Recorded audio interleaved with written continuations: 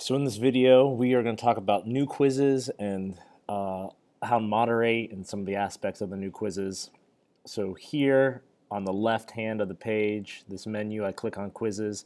Whichever quiz you want to click on, this is a new quiz. So it'll take me to my edits page here. And then I'm going to scroll down and I'm going to go to the build.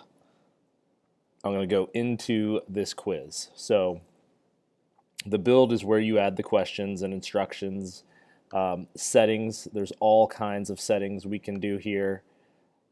If you want students to have a password to access it, give kids a time limit, a certain IP address. If you want to allow a calculator, what kind of calculator do you want?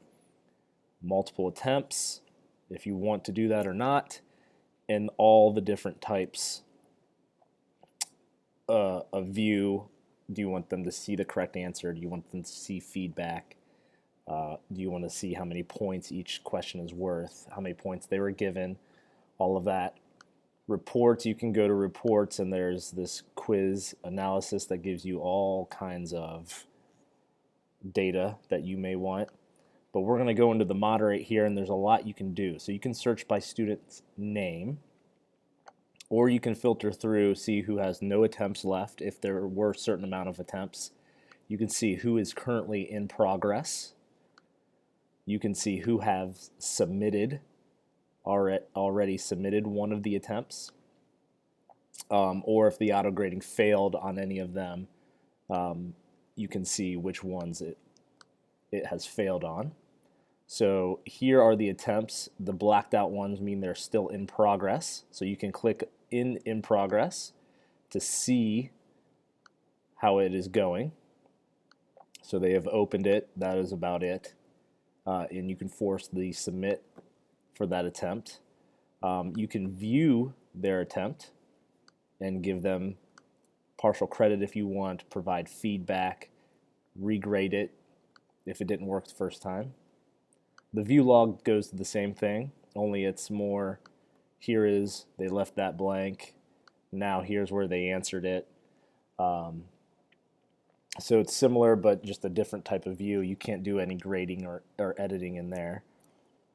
Accommodations, so you can click on the accommodations, and here you'll have time adjustments. Currently there's none set, but you can give additional time. Let's say you said 30 minutes.